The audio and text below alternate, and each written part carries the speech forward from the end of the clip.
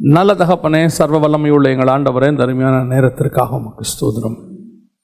ஆண்டவரே, நீர் எங்களை எவ்வளவாய் நேசிக்கிறீரப்பா. விடுதலையாய் உம்மை ஆராதிக்கும்படிக்கு எங்களுக்கு எவ்வளவு வாய்ப்புகளை ஏற்படுத்தி கொடுக்கிறீர் ஆண்டவரே. உடைய வசனத்தினால் எங்களை இடைக்கட்டுவீராக. மகிமையுள்ள கரத்தால் எங்களை தாழ்த்துகிறோம். எங்கள் ஆண்டவர் இயேசுவின் நாமத்தில் ஒப்பு கொடுத்து ஜெபிக்கிறோம் எங்கள் ஜீவனுள்ள நல்ல பிதாவே. அல்லேலூயா.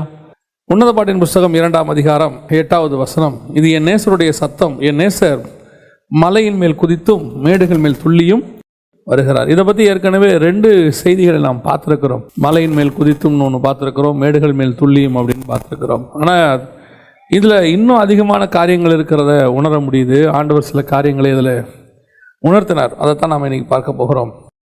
இந்த மலையின் அனுபவம், என் நேசர் மலையின் மேல் துள்ளி வருகிறார் அப்படிங்கிறதான, மலையின் மேல் குதித்து வருகிறார் அப்படிங்கிறதான ஒரு அனுபவம். மணவாட்டியும் மணவாளனும் மலையிலே சந்திக்கிறார்கள். அப்பொழுது மணவாளனுடைய வருகையை பற்றி மணவாட்டி விதமாய் சொல்லுகிறாள். அதாவது சபை மணவாளனை மலையின் மேல் சந்திக்கிறது. சந்திக்கும் பொழுது அந்த சபை மணவாளனோடு கூட ஏற்படக்கூடிய அனுபவம், அங்கே கேட்கக்கூடியதான நேசருடைய சத்தம். பொதுவாக நாம் சபைக்கு வருகிற வரைக்கும் பல நோக்கத்தோடு கூட வந்திருப்போம். நான் எப்போது சொல்வேன், ஒரு வசனம் இருக்குது, வனாந்திரத்திலே நயம் காட்டி உன்னை அழைத்தேன் அப்படிம்பார். நயம் காட்டி அழைக்கிறதுனா என்ன வனாந்திரத்தில் அப்படின்னா, இங்கே வரத்துக்கு முன்னாடி நம்மக்கிட்ட நிறைய சொல்லியிருப்பாங்க. ஆண்டவராக இயேசு கிறிஸ்து உங்களுக்கு சுகம் தருகிறார், ஆசீர்வதிக்கிறார், உங்களை அப்படி ஆக்குவார், இப்படி ஆக்குவார். எல்லாமே உண்மை, அதில் எதுவும் பிரச்சனை இல்லை. ஆனால் அது எல்லாத்துக்கும் ஒரு ஃபார்முலா இருக்கும். அந்த ஃபார்முலாவை சொல்லி கூப்பிட்ருக்க மாட்டாங்க. இந்த ஹாஸ்பிட்டலுக்கு போங்க, கண்டிப்பாக அந்த டாக்டர் உங்களை என்ன செஞ்சிருவார், க்யூர் பண்ணிடுவார். அங்கே போனால் தான் டாக்டர் படுக்க போட்டு அறுப்பாருங்கிறது நமக்கு தெரியாது. ஆனால் க்யூர் பண்ணிடுவார். ஆனால் அதுக்கு ஒரு ப்ராசஸ் இருக்கும். ப்ராசஸை வெளியே சொல்லி கூப்பிட மாட்டோம் இல்லையா? ஸ்கூல்ஸில் தான் இது கொடுக்குறாங்க, ஆடு கொடுக்குறாங்க பேப்பரில். என்ன ஆடு கொடுக்குறாங்க? எங்கள் ஸ்கூலில் 100% பாஸ், எங்கள் பள்ளியில் படித்தவர்கள் அமெரிக்காவில் இருக்கிறார்கள். நம்மளும் உடனே காலங்காத்தால் 5:30 மணிக்கு அப்ளிகேஷன் ஃபார்ம் வாங்கிறது போய் லைனில் நின்றுடும். அங்கே போனால் தான் தெரியும், நீங்கள் மாதம் 3 லட்சம் கட்டணும், 2 லட்ச ரூபா கட்டணும். அந்த ப்ராசஸ் ஒன்று இருக்குது. அது கட்டினா தான் நம்ம அமெரிக்காவுக்கு போக முடியும், பையன் அந்த அளவுக்கு படிக்க வைக்க முடியும். அந்த மாதிரி ஒரு ப்ராசஸ். அது மாதிரி ஆண்டவர் அந்த ப்ராசஸை நம்ம சுவிசேஷம் சொல்ல மாட்டோம், திருப்பிரசங்கத்திலையோ நம்ம கைப்பிரதியிலையோ சொல்ல மாட்டோம். அதெல்லாம் வெளியே வந்த பிறகு அந்த ப்ராசஸை சொல்லுவோம். என்ன ப்ராசஸ்? நீ தேவனோடு கூட நெருங்குவதற்கான ப்ராசஸ், பரலோகத்துக்கு போவதான ப்ராசஸ், எப்படி ஆசீர்வாதத்தை பெற்றுக்கொள்வது, இதுக்கான ஒரு வழி இருக்கிறது. சும்மாவே ஆண்டவர் எதையுமே, நான் எப்பவும் சொல்லியிருப்போம் பைபிளில், சும்மாவே ஆண்டவர் வா ஒன்று அப்படி ஆக்குவேன் இப்படி ஆக்குவேன், அது வேற ஒரு உபதேசம். அந்த உபதேசம் ஒன்று இருக்குது. நீ எப்படி இருந்தாலும் கர்த்தர் ஒன்று என்ன செஞ்சிருவார், ஆசீர்வச்சிருவார். அப்படிலாம் பைபிளில் இல்லை, அந்த மாதிரி எங்கேயுமே இல்லை. அதனால் அந்த ப்ராசஸை சொல்லி கொடுக்கறது தான் சபையினுடைய வேலை. இங்கே யாருமே ஆசீர்வாதத்தை விரும்பாதவங்களே கிடையாது, நான் உட்பட. ஆசீர்வாதம் வேணான்னு சொல்கிறவங்க யாருமே இல்லை. அந்த ஆசீர்வாதத்தை பெறுவதற்கான ஒரு வழிமுறை இருக்கிறது, அவ்வளோதான். பணக்காரன் ஆகணுங்கிறது எல்லாருக்கும் சந்தோஷம்தான், அது நேர் வழியில் ஆகணும், அதான் முறை. எப்படி வேணாலும் ஆகலான்னு சொல்ல முடியாது. அந்த மாதிரி தான் இந்த ஆசீர்வாதத்தை பெற்றுக்கொள்வதற்கு சில காரியங்கள் இருக்கிறது. நம்ம எந்த ஆசீர்வாதத்தை விரும்புகிறோங்கிறது ரெண்டாவது. ஒரு காலகட்டத்தில் நாம் பூமிக்குரிய ஆசீர்வாதங்களை அதிகமாக விரும்புகிறோம், உண்மைதான். ஒரு காலகட்டம் போக போக தேவனோடு கூட நீங்கள் நெருங்க நெருங்க நெருங்க இந்த பூமிக்குரிய ஆசீர்வாதத்தின் மேல் உங்களுக்கு ஒரு வெறுப்பு வரும், அல்லது இந்த பூமிக்குரிய ஆசீர்வாதம் உங்களுக்கு கொஞ்சம் தூரமாகப்படும். இதை விட மேலான ஆசீர்வாதம் ஒன்று இருக்குன்னு நம்ம தேட தொடங்குவோம்.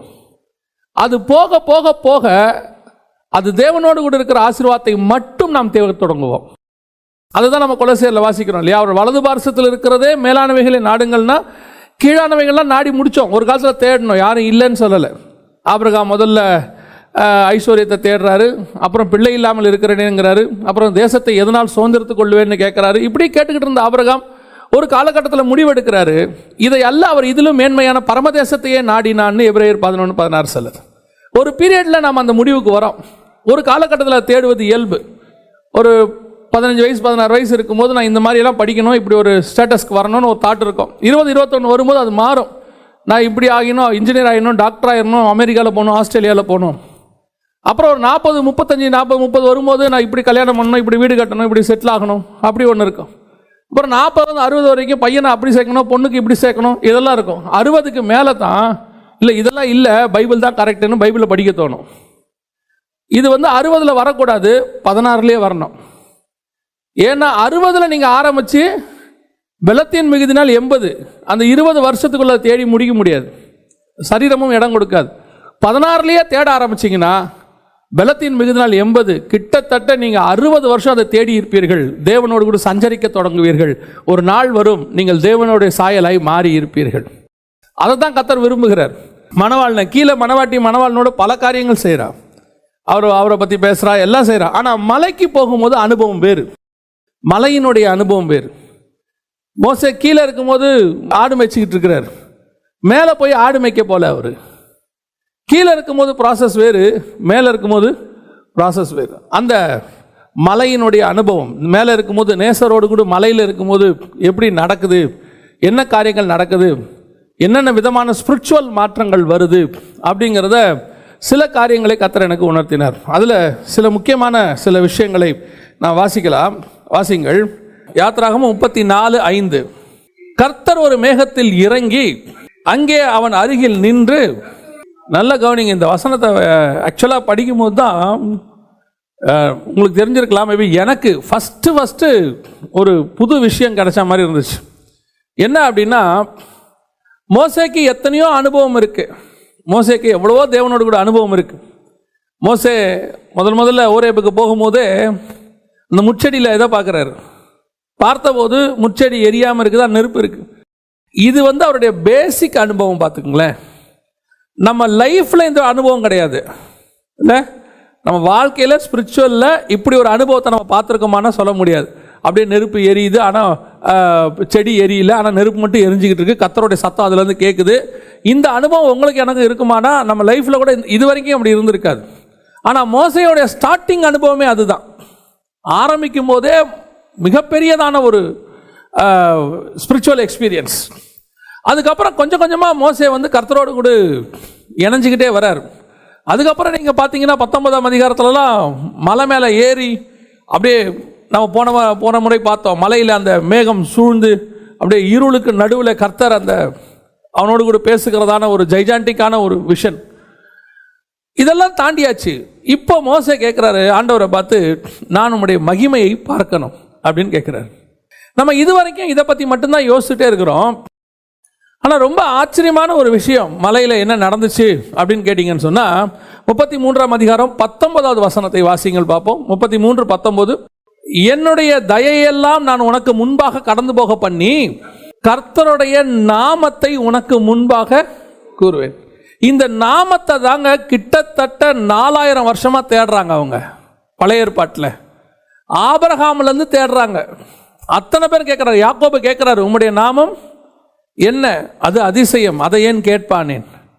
அத்தனை பேருக்கும் மறைக்கப்பட்ட ஒரு நாமம், வேற எந்த நாமமும் இல்லை, இயேசு என்கிற நாமம். ஏன்னா அது ரட்சிப்பின் நாமம். எப்போ ரட்சிப்பு பூமிக்கு வருதோ அப்போ அந்த நாமம் பூமிக்கு வரணும். அது வரைக்கும் அது மறைக்கப்பட்டது. இப்போ நீங்களும் நானும் பாருங்க, மோசே அளவுக்கோ அல்லது ஆபிரகாம் அளவுக்கோ பயங்கரமான ஸ்பிரிச்சுவல் தாட்டெல்லாம் அந்த அளவுக்குலாம் நம்ம ஸ்பிரிச்சுவல் லைஃப்லாம் இல்லைன்னே நான் சொல்லுவேன். ஏன்னா அவங்கெல்லாம் பையனே பலியிடுவதற்கு தயாரானதான ஒரு கூட்டம்னு வச்சுக்கோங்க. ஆனால் அவங்களுக்கு தெரியாத ஒரு நாமம் உங்களுக்கு எனக்கு தெரிஞ்சிருச்சு. இந்த நாமத்தை வச்சுக்கிட்டு ஈஸியாக பிசாசை துரத்திக்கிட்டு இருக்கிறோம் இல்லை? இந்த நாமத்தை நீங்கள் விசுவாசத்தோடு சொல்லும்போது பிசாசு என்ன செய்யுது? ஓடுது. பழைய ஏற்பாட்டில் பிசாசு அவங்களால என்ன செய்ய முடியல. பிசாசு ஆளுகை செய்து அவங்க தான் உலகத்தின் அதிபதியாக அவன் தான் இருக்கிறான். அவனுடைய கட்டுக்குள்ள மேல் பாதாளத்தில் தான் இருக்கிறாங்க. அப்படி இருக்கும்போது அந்த நாமம் 2000 வருஷமாக மறைக்கப்பட்டது. இன்னும் சொல்லப்போனால் 4000 வருஷமாக மறைக்கப்பட்டது. யாருக்குமே சொல்லப்படலை. ஒரு இடத்துல கேட்கும் போது சொல்றாரு, அது நீ ஏன் கேட்பானேன், அது அதிசயம். ஒருத்தருக்கு கூட அந்த நாமத்தை ஆண்டவர் சொல்லவே இல்லை, மறைச்சு மறைச்சு மறைச்சு வைக்கிறாரு. ஆனா இங்க மோசே கிட்ட கேட்காமையே சொல்றாரு, அந்த நாமத்தை நான் உனக்கு சொல்றேன்றார். அந்த நாமத்தை நீ பெற்றுக்கொள்ளணும், அந்த நாமத்தை நீ அறிந்து கொள்ளணும்னா ஒரு இடம் இருக்கு. கண்மலையில் ஒரு இடம் இருக்கு. 33ஆம் அதிகாரத்தில் அவர் என்ன சொல்றாரு பாருங்க. பின்னும் கர்த்தர், இதோ என்னண்டையிலே ஒரு இடம் உண்டு, வாசிங்க. நீ அங்கே கண்மலையில் நில்லு. நல்லா கவனிச்சு கொள்ளுங்க. இந்த கண்மலை எங்க இருக்குன்னா மலைக்கு மேல இருக்கு. எப்படி சொல்ல வரீங்க அப்படின்னு கேட்டீங்கன்னு சொன்னா 34:4 அப்பொழுது மோசே முந்தின கற்பலைகளுக்கு ஒத்த 2 கற்பலைகளை இழைத்து அதிகாலமே எழுந்திருந்து கர்த்தர் தனக்கு கட்டளையிட்டபடியே அவ்விரண்டு கற்பலைகளையும் கையில எடுத்துக்கொண்டு சீனாய் மலையிலே ஏறினான். அந்த மலையில தான் ஒரு கண்மலை இருக்கு, வெடிப்பு இருக்கு. அந்த வெடிப்புல தான் அவனை போய் வைக்க போறார். இந்த ஒரு அனுபவத்தை மோசே பெற்றுக்கொள்ள இப்பதான் போறார், மேல போறார். அப்ப அந்த அனுபவத்தை பெற்றுக்கொள்ள போகும்போது அதுக்கு சில ப்ராசஸ் எல்லாம் கர்த்தர் சொல்றார். கண்மலையின் வெடிப்பிலே வந்து நில்லு. கண்மலையின் வெடிப்புனா என்ன? இயேசு கிறிஸ்து அடிக்கப்பட்டது, அதான் கண்மலை வெடிப்பு. ஏன்னா அந்த கண்மலை கிறிஸ்துவே. வெடிப்பு ஏற்படணும்னா ஏதாவது ஒன்று ஏற்பட்டிருக்கணும், பாதிப்பு ஏற்படுத்திருக்கணும், அப்பதான் அங்கே ஒரு வெடிப்பு இருக்கும். அந்த வெடிப்பு என்ன? இயேசு கிறிஸ்து சரீரம் கிழிக்கப்பட்டது, இயேசு கிறிஸ்துனுடைய சரீரம் அடிக்கப்படுகிறது. வரப்போறதான வெளிப்பாடு இங்கே கிடைக்குது அவருக்கு. அந்த கண்மலையின் வெடிப்பிலே வந்து நில்லு. அப்போ வரப்போகிற இயேசு கிறிஸ்துனுடைய மரணம் அவைகளுக்கு நடுவில் நீ போகும்போதுதான் கிறிஸ்துவினுடைய நாமத்தை நீ தெரிந்து கொள்ள முடியும். அப்பதான் உனக்கு வெளிப்பாடு கிடைக்கும். இப்ப அந்த கண்மலையின் வெடிப்புக்கு அவர் வரணும். அதை விட பெரிய ஆச்சரியம் இந்த இடத்துல ஆண்டவர் சொல்றாரு 33:23, பின்பு என் கரத்தை எடுப்பேன், அப்பொழுது என் பின்பக்கத்தை காண்பாய், என் முகமோ காணப்படாது என்றார். அப்படின்னா என்ன அர்த்தம்? முகத்தை பார்க்க முடியாது, பின்னாடி பார்ப்ப, அதோட அர்த்தமா? அப்படின்னா எனக்கு முன்புறம் ஒன்று இருக்கு, எனக்கு பின்புறம் ஒன்று இருக்கு. முன்புறம் என்ன? நான் நியாயப்பிரமாணத்தின் தேவன். முன்புறம் என்ன? நான் எரிச்சலின் தேவன். முன்புறம் என்ன? என்னை ஒருவரும் காணக்கூடாத இறைவன். முன்புறம் என்ன? நான் பாவத்தை பார்க்க மாட்டாத சுத்த கண்ணன். ஆனால் எனக்கு ஒரு பின்புறம் இருக்கிறது, நான் பின்னாடி வருவேன். அப்ப எப்படி வருவேன் தெரியுமா? மன்னிக்கிறவராக வருவேன். பழைய ஏற்பாட்டில் மன்னிப்பை பத்தி மோசே தாங்க பேசுறாரு. அங்க வாசிக்கிறார் பாருங்க. மோசே சொல்றாரு, 7வது வசனம் வாசிங்க பார்ப்போம். 1000 தலைமுறைகளுக்கு இரக்கத்தை காக்கிறவர், அக்கிரமத்தை மீறுதலையும் பாவத்தை மன்னிக்கிறவர். இந்த பாவத்தை மன்னிக்கிறவர்ங்கிற கான்செப்டே இயேசுனால வர்றதுதான். பழைய ஏற்பாட்டில் பாவம் மூடப்பட்டது, எல்லாருடைய பாவமும் மூடப்பட்டுச்சே ஒழிய மன்னிக்கப்படல. ஆட்டுக்குட்டியின் ரத்தம் அவர்கள் சாகாதபடிக்கு பாதுகாத்ததே ஒழிய பரலோகத்துக்கு கொண்டு போகல. ஆனா புதிய ஏற்பாட்டில் தான் இயேசு கிறிஸ்துவின் ரத்தம் தான் நம்மளை எங்க கொண்டு போகுது? பரலோகத்துக்குள்ளே கொண்டு போகுது. அப்ப அந்த மன்னிக்கிற சுபாவம், அந்த மன்னிக்கிறவராக அவர் வெளிப்படுவார். அதான் பின்புறம், பின்னாடி வரப்போகிறவர்.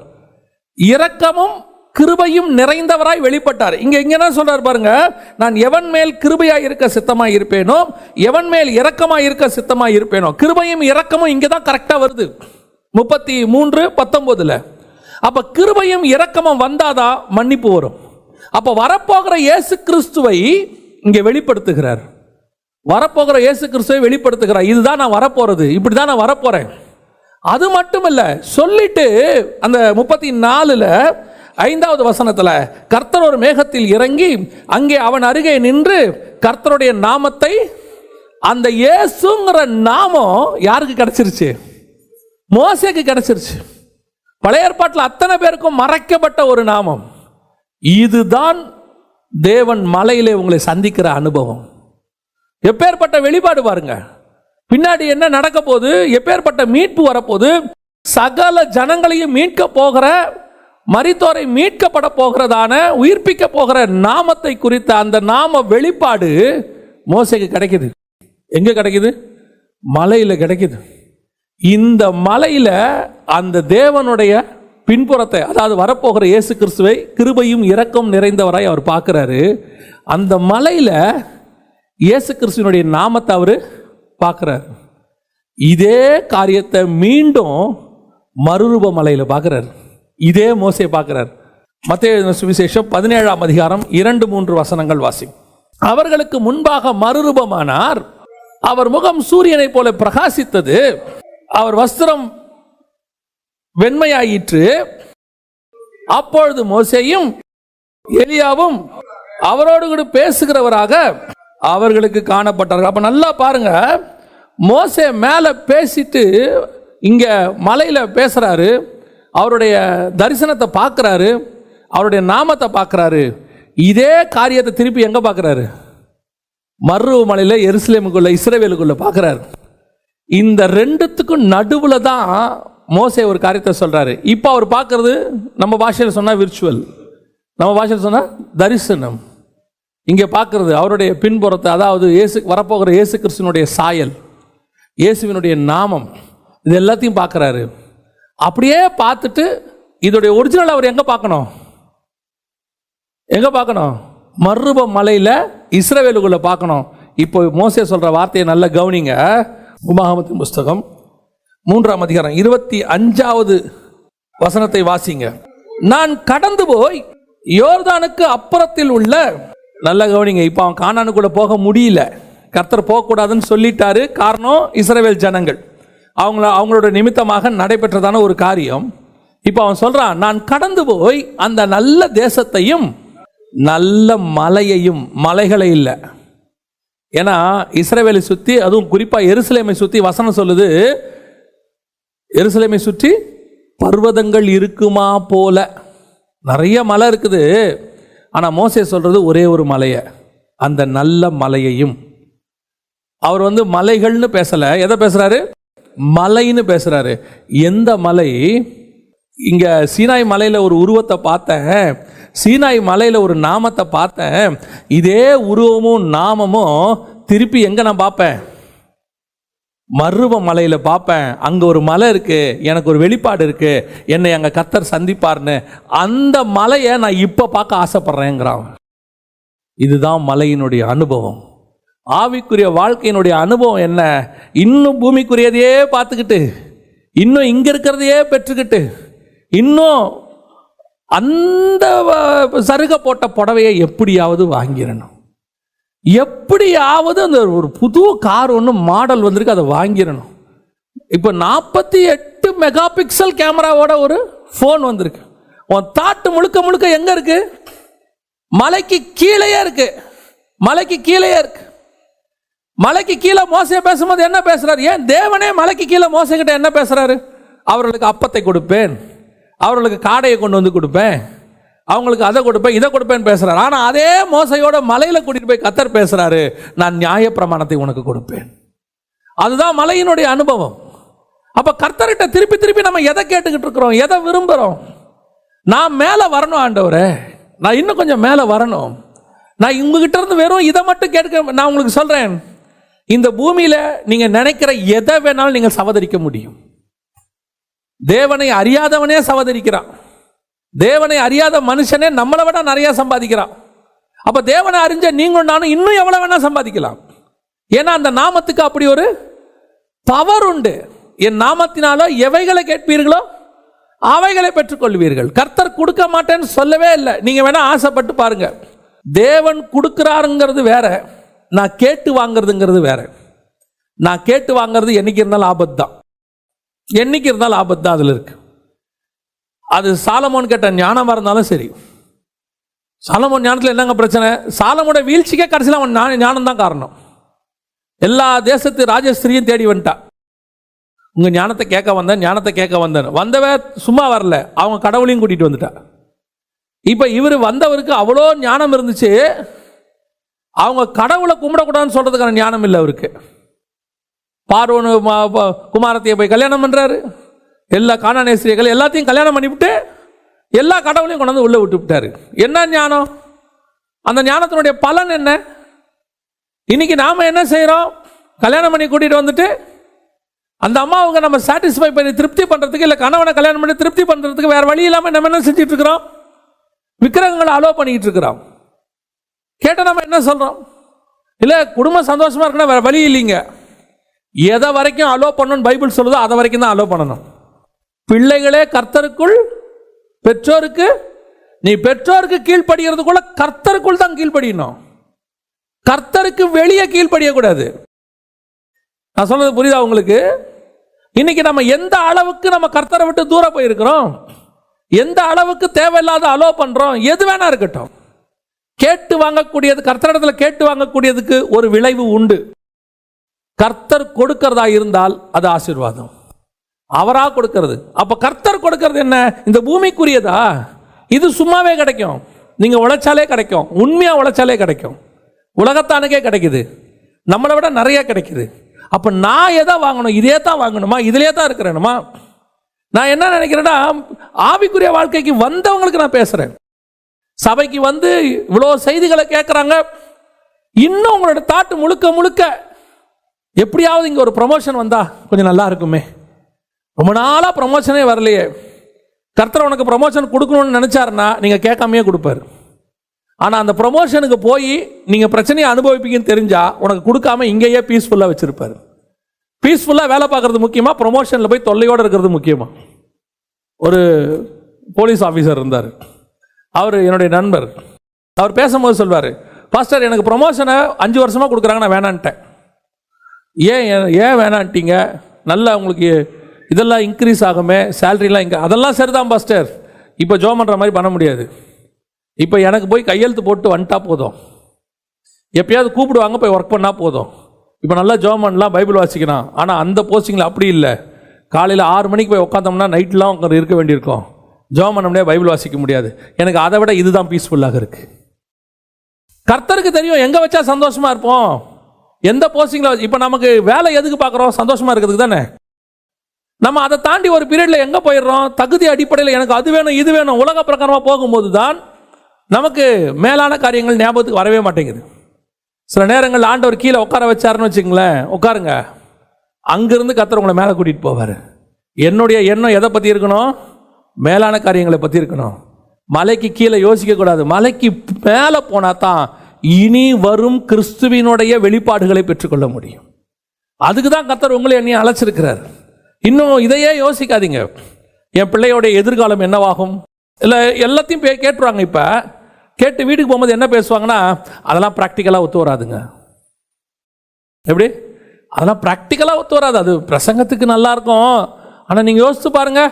பிள்ளைகளுக்கு நான் சொல்கிறேன், நான் 2 பிள்ளை வச்சுருக்கேன். நான் சொல்கிறேன், என் பிள்ளைகளோட எதிர்காலத்தை குறித்து நான் கவலைப்பட்டதே கிடையாது. எனக்கு கவலைப்படுறதுக்குன்னு ஒரு ஆள் இருக்குது. போதுமான கவலை அவங்களே படுவாங்க, நான் கவலையே பட மாட்டேன். அவங்களே என்ன கேட்பாங்க, கவலையே இல்லாமல் இருக்கீங்க, அதனால தான்.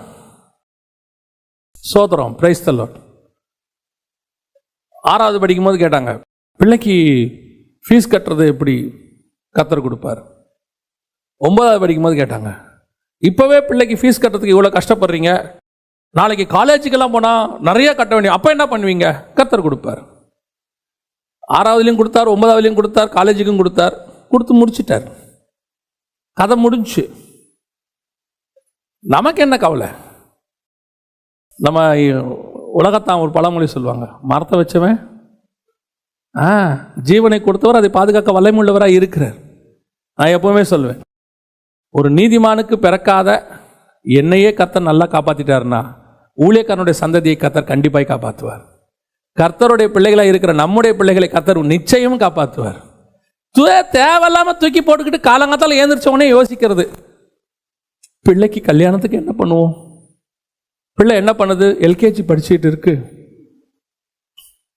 25 வருஷம் கழிச்சு நடக்க போகிறது. அதுக்குள்ளே எத்தனை கொரோனா வருமோ, ஒமிக்ரான் வருமோ இல்லை? இன்னைக்கு நமக்கு இந்த மலைக்கு கீழே இருந்ததே யோசிச்சு, அதுவும் பெண் பிள்ளை பிறந்துட்டா யோசிக்கக்கூடாது. இப்பத்துலேருந்தே கொஞ்சம் கொஞ்சமாக எடுத்து வச்சா தான். அதுக்கு ஒரு 25 வயசு ஆகும்போது எனக்கு ஒரு அம்மாவை தெரியும், அவங்க சிறுக சேர்ப்பிப்பாங்க கொஞ்சம் கொஞ்சமாக. எதுக்குன்னு கேட்பேன். கடைசி காலத்தில் நமக்கு தேவைப்படாதா? நாளைக்கு மருந்து மாத்திரை வாங்குறதுக்கு என்ன செய்யறது அப்படிம்பாங்க. அவங்க சிறுக சேமிச்சாங்க. ஒரு நாள் மொத்தம் போயிடுச்சு, ஒரே நாளில் போயிடுச்சு எல்லாம். ஆனால் இன்னைக்கும் அவங்களுக்கு மருந்து மாத்திரையை கர்த்தர் கொடுத்துக்கிட்டு தான் இருக்கிறார். நீ விசுவாசித்தால் தேவனுடைய மகிமையை காண்பாய். இதெல்லாம் இல்லைங்க, இதை மலைக்கு கீழே விட்டுருங்க. பரலோகம் உங்களை உருவாக்குறதுக்கு முன்னாடியே இதெல்லாம் ரெடி பண்ணி வச்சிருக்கு. நீங்க பயந்தீங்கன்னா, எனக்கு ஐயோ எனக்கு கிடைக்காதுன்னா கிடைக்காது. ஏன்னா பயந்தது நேரிட்டது. நான் என்னுடைய எண்ணங்கள் மேலே போகிட்டே இருக்கணும். ஆண்டவரே, நான் இன்னும் உடைய காரியத்தை அறிந்து கொள்ளணும், இன்னும் உடைய நாமத்தை நான் தெரிந்து கொள்ளணும், இன்னும் நீ வரப்போற காரியங்களை புரிஞ்சு பாருங்க. மோசேக்கு பாருங்க, கீழே பிரச்சனை ஓடிட்டு இருக்கு, கீழே இஸ்ரவேல் ஜனங்க பிரச்சனை பண்ணிட்டு இருக்கிறாங்க. கர்த்தர் அவங்க கூட வரமாட்டேங்கிறாரு. 32ஆம் அதிகாரத்தில் அவங்க விக்கிரக வழிபாடு செஞ்சுட்டாங்க. கர்த்தர் கூட வரமாட்டேங்கிறாரு. பிரச்சனை பெருசா ஓடிக்கிட்டு இருக்கு. சரி நீ மேலே வா மோசேன்னு இவர் மோசையை கூப்பிடுறாரு. இவன் மேலே போயிட்டு என்ன கேட்டுக்கிட்டு இருக்கான் தெரியுமா? மேலே போயிட்டு, நான் உங்க நாமத்தை அறியணும், நான் உங்களை பார்க்கணும். உன்னை வேற பிரச்சனை தானே பேச வர சொன்னேன். அந்த பிரச்சனையில நீங்க பார்த்துப்பீங்க, நீங்க தானே கூட்டின்னு வந்தீங்க. எகிப்துலேருந்து நீங்க தானே கூட்டு வந்தீங்க, அதெல்லாம் நீங்க பார்த்துப்பீங்க. நீங்கள் நம்ம பேச்சை பேசுங்க. சில ஆட்கள் நம்மளை ரெக்கமெண்டேஷன் கூப்பிட்டு போவாங்க, நீங்கள் வாங்க நான் உங்களுக்கு வாங்கி தரேன். நான் இருக்கும்போது உங்களுக்கு என்ன கவலை? நம்ம வண்டியில் ஏறி நம்ம பெட்ரோல் போட்டு நம்ம போகிற வழியில் டிஃபன் வாங்கி கொடுத்து கூப்பிட்டு போனோம்னா அவன் போய் அவன் சொந்த கதை சோகத்தை பேசிட்டு சரி வரங்கன்ட்டு வந்துடுவான். கூட போன நமக்கு, சார் நம்ம பிரச்சனையை நீங்கள் பேசவே இல்லையா, அதெல்லாம் அவர் பார்த்துப்பார். அப்புறம் எதுக்கு நம்ம கூப்பிட்டு போனோம் யோசிப்போம் சில நேரத்தில். அந்த மாதிரி தான் மோசே மேலே போய் ஜனங்களுக்கு பரிந்து பேசி ஏதாவது செய்வார்னு பார்த்தா அவர் போய் என்ன பண்ணிட்டு இருக்கிறாரு? நான் உண்மை பார்க்கணும், உங்கள் மகிமையை பார்க்கணும். இதுவே கூட ஒருத்தன் வந்தா அவனுக்கு எப்படி இருந்திருக்கும் யோசித்து பாருங்க. ஏன்னா கீழே அவ்வளோ பிரச்சனை ஓடிட்டு இருக்கு. மோசேக்கு தெரியும், பலத்த கையினால் விடுதலையாக்கி கொண்டு வந்தவர் கொல்றதுக்காக கொண்டு வந்தார், அவர் எப்படியும் கொண்டு போய் சேர்த்துருவார். அங்கே இதுக்கு நடுவில் நம்ம வேலையை முடிச்சிருவோம். இதான் சான்ஸு கூட பார்க்கறதுக்கு. ஒவ்வொரு தடவையும் தேவ சமூகத்தில் போய் அப்படித்தான் உட்காரணும். ஆண்டவரே நான் உம்முடைய முகத்தை பார்க்கணும், ஆண்டவரே நான் உம்முடைய சத்தத்தை கேட்கணும், ஆண்டவரே நீர் எனக்கு வைத்திருக்கிற திட்டங்களை நான் தெரிந்து கொள்ள வேண்டும், ஆண்டவரே இன்னும் என்ன காரியங்கள் வெளிப்படாமல் இருக்கு, வேதத்தில் இருக்கு, அதை எனக்கு சொல்லிக் கொடுங்க ஆண்டவரே. இந்த தாட்டிலேயே நீங்கள் இருக்கும் பொழுது இந்த மலைக்கு கீழே இருக்கிற காரியங்கள் தானாய் நடக்கும். அதுக்கெல்லாம் நீங்கள் விண்ணப்பம் வைக்க வேண்டிய அவசியமே இல்லை. சிலர்லாம் சொல்றாங்க, கேளுங்கள் தரப்படும் என்று கர்த்தர் சொல்லி இருக்கிறாரே, உங்கள் சந்தோஷம் நிறைவாயிருக்கும்படி உங்கள் பிதா சொல்லி இருக்கிறார். எதை சொன்னாரு? கேளுங்கள் அப்பொழுது உங்கள் சந்தோஷம் நிறைவாயிருக்கும்படிக்கு பரிசுத்த ஆவியை உங்கள் பிதாவாகிய தேவன் தருவார்னு இருக்கு. அவர் கேட்க சொன்னது பரிசுத்த ஆவியை. நம்ம பரிசுத்த ஆவியை தவிர மிச்சம் எல்லாத்தையும் அந்த லிஸ்ட்ல கொண்டாண்டோம். நல்லா தெரிஞ்சுக்கொள்ளுங்க, மலையினுடைய அனுபவம் வரும்போது, இன்னும் தேவனோடு நெருங்கி சேரும்போது கர்த்தர் மறைபொருள்களை உங்களுக்கு வெளிப்படுத்துவார். ஒவ்வொரு விசுவாசி, நான் சொல்றேன், விசுவாசி சாவர வரைக்கும் விசுவாசியா இருக்கிறதுக்கு சர்ச்சுக்கு வரல. நான் பல தடவை சொல்லியிருக்கேன், நீங்க யாருமே இங்க சாவர வரைக்கும் விசுவாசியா இருக்கலாம் வரல. நீங்க யாருமே இங்க அடிமை சாசனம் எழுதி கொடுத்து வரல. விசுவாசியாய் உள்ளே வந்தீர்கள், சீஷராய் மாற வேண்டும். சீஷராய் மாறி தேவனோடு கூட நெருங்க வேண்டும். தேவனோடு கூட நெருங்கி ஒவ்வொருத்தரும் வெளிப்பாடுகளை பெற்றுக்கொள்ளவர்களாய் மாறணும். ஒவ்வொருத்தருக்கும் ஒரு ஆவிக்குரிய அனுபவம் வரணும், மலையின் அனுபவம் வரணும். இங்க வந்தா ஒன்று தெரியணும், என்னை மலைக்கு மேல ஆண்டவர் கூப்பிடுவாரு, நான் தேவனோடு கூட நடக்க தொடங்குவேன், கர்த்தர் எனக்கு மறைபொருளை வெளிப்படுத்துவார். அல்லேலூயா. இப்போ யோசித்து பாருங்க, மறுரூப மலையில அவன் பார்க்க போறத இங்க பெற்றுக்கொள்ளுகிறான். இங்க பெற்றுக்கொண்டதை மறுரூப மலையில பார்க்கணும்னு ஆசைப்பட்டு அவன் சொல்றா, நான் அந்த மலையை இப்பவே பார்க்கணும்னு ஆசைப்படுறேன். இதுதான் ஆவிக்குரிய அனுபவம், மலையின் மேல் உள்ளதான அனுபவம். ரெண்டாவது வாசிங்க, யாத்ராகம புஸ்தகம் 19ஆம் அதிகாரம் 20வது வசனத்தை வாசிங்க. கர்த்தர் சீனாய் மலையில் உள்ள கொடுமுடியில் இறங்கின போது கர்த்தர் மோசேயை கொடுமுடிக்கு, இவர் மலையில இறங்குறாரு, மோசே மலைக்கு ஏறி போறாரு. இவங்க ரெண்டு பேரும் மலையில ஒரு இடத்துல மீட் பண்றாங்க. நல்லா தெரிஞ்சுக்கொள்ளுங்க, இவர் ஒரு இடத்துல இறங்குறாரு, இவர் ஒரு இடத்துக்கு ஏறுறாரு. இவங்க ரெண்டு பேரும் ஒரு இடத்துல மீட் பண்றாங்க. மீட் பண்ணி மோசே கிட்ட கர்த்தர் சில காரியங்களை சொல்றார். சில காரியங்களை அது என்ன சொல்ற அடுத்து பார்ப்போம். முதல்ல மலைக்கு ஏறுற இடத்துக்கு நீங்க வரணும். அவர் சொல்ற இடத்துக்கு மலைக்கு நீங்க வரணும். இப்ப நம்ம எல்லாருக்கும் தெரியும், ஆபிரகாம் ஈசாக்கை மலையின் மேல் கொண்டு போய் பலி செலுத்தும்படி போனார். இது எல்லாருக்கும் தெரியும் இல்லையா? ஆனா அவர் எங்க செலுத்த போனார் பாருங்க. ஆதியாகமத்தின் புஸ்தகம் 22ஆம் அதிகாரம் 9வது வசனம் வாசிங்க. தேவன் அவனுக்கு சொல்லி இருந்த இடத்துக்கு வந்தார்கள். அப்ப நல்லா கவனிச்சுக்கொள்ளுங்க, அவன் மலைக்கு வந்துட்டு ஆபிரகாம் அதிகாலையில் எழுந்து தன் கழுதையின் மேல் சேனங்கட்டி தன் வேலைக்காரரில் 2 பேரையும் தன் குமாரன் ஈசாக்கையும் கூட்டிக் கொண்டு தகன பலிக்கு கட்டைகளையும் பிளந்து கொண்டு தேவன் தனக்கு குறித்த இடத்திற்கு புறப்பட்டு போனான். தேவன் தனக்கு குறித்த இடத்திற்கு புறப்பட்டு போனான். 4வது வசனம்.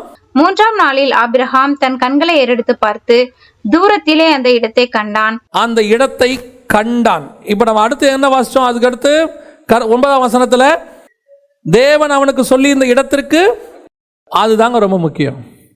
ஆவிக்குரிய விஷயத்துல மலைக்கு மேல வர்றது ஒரு அனுபவம் இருக்கு, ஒரு ஸ்பிரிச்சுவாலிட்டி. இப்ப நீங்களே மலைக்கு மேலதான் ஏற தொடங்கி இருக்கிறீங்க. இப்ப இஸ்ரவேல் ஜனங்கள் 3 கேட்டகரி இருக்காங்க. நல்லா கவனிங்க, நம்ம ஒரு வேத பாடம் மாதிரி தான் நம்ம படிக்கிறோம் எப்பவுமே. இஸ்ரவேல் ஜனங்கள் புறப்பட்டு வராங்க. யாத்ரா 32ல் இது இருக்கு. புறப்பட்டு வராங்க. புறப்பட்டு வரும்போது நீங்கள் பார்த்தீங்கன்னு சொன்னால் மோசே மலைக்கு மேலே போயிடுறாரு. 32 மோசே மலைக்கு மேலே போயிடுறாரு. 1வது வசனம் சொல்லுது, மோசே மலையிலிருந்து இறங்கி வர தாமதிக்கிறதை ஜனங்கள் கண்டு. அப்போ பார்த்தீங்கன்னா மோசே இப்போ எங்கே இருக்கிறாரு? மலைக்கு மேலே இருக்கிறாரு. இன்னொன்று, கீழே இருக்கிற ஜனங்க என்ன பண்ணாங்க? புசிக்கவும் குடிக்கவும் விளையாடவும் தொடங்கினார்கள். அந்த வசனம் இருக்கு பாருங்க, 32:6. நல்லா கவனிங்க. அவர்கள் புசிக்கவும் குடிக்கவும் உட்கார்ந்து விளையாட தொடங்கினார்கள். இந்த 2 கேட்டகரி இருக்கு. ஒன்று மலைக்கு மேலே இருக்கு, இன்னொன்று மலைக்கு கீழே ஒன்று விளையாடிக்கிட்டு இருக்கு. இதுக்கு 2 இல்லாமல் இன்னொன்று இருக்கு பாருங்களேன். 17வது வசனம், ஜனங்கள் ஆரவாரம் பண்ணுகிறதை யோசுவா கேட்டு மோசேயை நோக்கி, பாளையத்தில் யுத்தத்தின் இரைச்சல் உண்டாயிருக்கிறது என்றான். இவன் எங்க இருந்தான்? இவன் அவங்களோடையும் இல்லை, மோசையோடையும் இல்லை, மலைக்கு கீழே உட்காந்துருக்கான். நான் சொல்றது உங்களுக்கு புரியுதா? இப்போ ஒரு 3 கேட்டகரி இருக்கு மக்கள். ஒன்று, மோசே மாதிரி மலைக்கு மேலே உட்காந்து தேவனோடு கூட பேசி கட்டளைகளை வாங்கிட்டு பிரமாணங்களை வாங்கிட்டு கற்பனைகளை எழுதிட்டு இருக்கிற குரூப் ஒன்று இருக்கு. நம்ம அந்த இடத்துக்கு தான் வரணும். அதுதான் கர்த்தர் குறித்த இடம். அந்த இடத்துக்கு தான் நம்ம வரணும். அதுக்கு முன்னாடி இப்பவே நம்ம எங்க இருக்கிறோம்? நம்ம யாருமே குடிக்கவும் புசிக்கவும் விளையாடுகிற கூட்டத்தில் இல்லை. ஒரு கூட்டம் இருக்கு, அவர்கள் விளையாடவும் எழுந்தார்கள். சபைக்குள்ள இப்ப என்ன இருக்குது? ஒரு கூட்டம் இருக்கு, புசித்து குடித்து விளையாடி ஆட்டமாடி டான்ஸ் ஆடி விசில் அடிச்சு, அது ஒரு கூட்டம் இருக்கு. அது இருக்கட்டும், அப்படியே இருக்கட்டும். அதுவும் இஸ்ரவேல் ஜனங்க தான், அதுவும் கர்த்தரால மீட்கப்பட்ட ஜனம் தான். ஆனா அது தங்களை கெடுத்துக்கொண்ட ஜனம். அது ஒரு பக்கம் இருக்கு. அது உட்காந்துக்கிட்டு பாளையத்துக்குள்ள என்ன செய்யும்? எல்லா அருவறுப்புகளையும் செஞ்சுக்கிட்டு ஜாலியாக ஆடிக்கிட்டு போடிக்கிட்டு எல்லாம் செஞ்சுக்கிட்டு இருக்கோம். ஒரு கூட்டம் தேவனோடு கூட மேலே மலைக்கு மேலே உட்காந்துருக்கும். இது 2த்துக்கு நடுவில் இன்னொரு கூட்டம் இருக்கு. அது யார் தெரியுமா? இவனோட சேராது, மலைக்கு மேலேயும் போக முடியாது. இது கீழே உட்காந்துட்டு ஜெபம் பண்ணிக்கிட்டே இருக்கும். ஆண்டவரே, இப்போ கீழே வந்த மோசே மேலே என்னமோ சவுண்டு கேட்குதுப்பா அங்கே அப்படின்னு இவன் சொல்கிறான், ஜனங்களுடைய ஆரவார சத்தம், யுத்த சத்தம். அவன் சொல்கிறான், இல்லை, ஜனங்கள் தங்களை கெடுத்துக்கொண்டார்கள். இவனுக்கு யோசுவாவுக்கு தெரில, அங்கே என்ன நடக்குதுலாம் தெரில. இவன் அவங்களோட சேர மாட்டான், தனியாக இருப்பான். ஆனால் மலைக்கு கீழே உட்காந்துருப்பான். இதே மாதிரி தான் யோசுவா ஒரு இடத்துல இருப்பான். ஜனங்கள்லாம் பாளையத்தில் இருப்பாங்க. மோசே ஆசாரிப்பு கூடாரத்துக்குள்ளே இருப்பார். யோசுவா எங்கே இருப்பான்? ஆசாரிப்பு கூடார வாசலில் உட்காந்துருப்பான். ஒரு கூட்டத்துக்கு நடுவில் ஒரு கூட்டம் இருக்கு. இது மேலே போகிறதுக்கு காத்திருக்கிற கூட்டம். இப்போ சபைக்கு வர நீங்கள் அத்தனை பேருமே இந்த கீழே இருந்து மேலே போகிற கூட்டமாக மாறணுங்கிறது தான் கர்த்தருடைய திட்டம். நம்ம ஒரு காலத்தில் பாளையத்துக்கு வெளியே விளையாடிக்கிட்டு இருந்தோம்.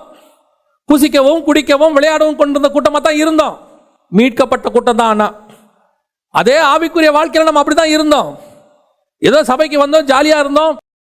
மேலை நாடுகளுக்கெல்லாம் சபைக்கு போனீங்கன்னா, வெஸ்டர்ன் கண்ட்ரிஸுக்கு போனீங்கன்னா, பல நாடுகளில் நான் ஒரு சில நாடுகளுக்கு போகும்போது பார்த்துருக்குறேன். அதாவது அவங்க சர்ச்சுக்கு வர்றதுக்கு இம்பார்ட்டன்ஸ் கொடுப்பாங்க, சர்ச்சை விட்டு போகும்போதுக்கு இம்பார்ட்டன்ஸ் கொடுப்பாங்க. அந்த நடுவில் இருக்கிற சர்ச்சு விஷயம் இருக்குல்ல, அதுக்கு இம்பார்ட்டன்ஸ் இருக்காது.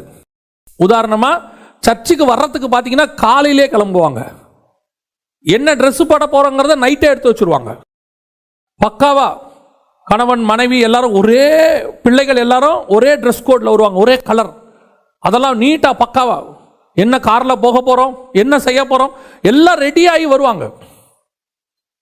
சர்ச்சு முடித்த உடனே நம்ம எங்கே சாப்பிட போகிறோம் எல்லாரும் கூடி பேசுவாங்க. ஏன்னா மொத்தமே 40 பேருக்கு மேலே இருக்க மாட்டாங்க, மொத்தமே 20 பேர் தான் இருப்பாங்க.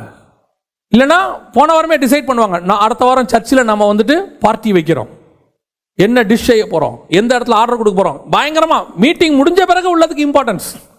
ஆனால் நடுவில் சர்ச்சின்னு ஒன்று நடக்குதுல, ஒரு 1 hour 1.5 மணி நேரம், அதுக்கு ஒரு இம்பார்ட்டன்ஸுமே இருக்காது. அவர் என்ன பாடுறாருங்கிற கவலை இவனுக்கு இல்லை, இவன் கேட்கறானா இல்லையான்ற கவலை அவனுக்கு இல்லை. சானா இவங்க எல்லாம் யாரு? இவங்களை போய் உட்காந்து கேட்டு பாருங்க. நாங்களாம் ஆக்சுவலாக கரிஸ்மெட்டிக் சர்ச்சஸ் மாதிரிலாம் கிடையாதுங்க, நாங்கள் பாரம்பரிய சபை மாதிரிலாம் கிடையாது, நாங்கள்லாம் கர்த்தரால் மீட்கப்பட்ட ஆவிக்குரியவர்கள். ஆனால் உள்ள எப்படி இருக்குன்னு அங்கே போய் தான் பாருங்க. இப்போ இஸ்ரவேல் ஜனங்க எப்படி மீட்கப்பட்டவங்க தான், ஆனால் எகிப்தியர் கிடையாது. இவங்களாம் யாரு? அற்புத அடையாளங்களை கண்டவங்க தான். ஆனால் இவங்க எப்படிப்பட்டவங்களா இருப்பாங்க? புசிக்கவும் குடிக்கவும் விளையாடவும் என்னென்ன வேணா செய்யலாம் சபைக்குள்ள. ஏன்னா நாங்கள் தேவ ஜனம் பாரு. இன்னைக்கு அப்படித்தான் சொல்லி திரியிறான் ஒரு குரூப்பு. சபைக்குள்ள என்ன வேணாலும் செய்யலாம், என்ன வேணாலும் பண்ணலாம். இந்த குரூப்பை பத்தி நமக்கு கவலையே கிடையாது. இப்ப நம்ம 2 கூட்டமா தான் இருக்கணும். மலைக்கு கீழே ஒண்ணு, மலைக்கு மேல ஒண்ணு. இன்னைக்கு நம்ம மலைக்கு கீழே இருக்கிறோம். நம்முடைய பிரயாசம் என்னவா இருக்கணும் தெரியுமா? நான் எப்படியாவது அந்த மோசே இருக்கிற இடத்துக்கு நான் வரணும் ஆண்டவரே. கீழே உட்காந்து யோசுவா என்ன ஜெபம் பண்ணிட்டு இருந்திருப்பாரு? அவருடைய எண்ணம் என்ன தெரியுமா? மேல மோசே தேவனோடு கூட பேசி கொண்டிருக்கிறான். கீழே வரும்போது ஆண்டவர் அவனோடு கூட பேசுவார், ஏதாவது கொண்டு வருவான், அதை கேட்கலாம். ஃபர்ஸ்ட் நான் தான் கேட்கணும். இந்த மாதிரி அனுபவம். அதனால தான் ஒரு நாள் கர்த்தர் பார்த்தாரு, மோசையை எடுக்க போறேன். ஆண்டவரே 6 லட்சம் புருஷர் இருக்கிறாங்க, உன்ன மாதிரியே ஒருத்தன் கீழே உட்காந்துருக்கான் மோசே, அவனை கூப்பிடு. யார்? ஆரோனின் பையனா? அவனை விடு.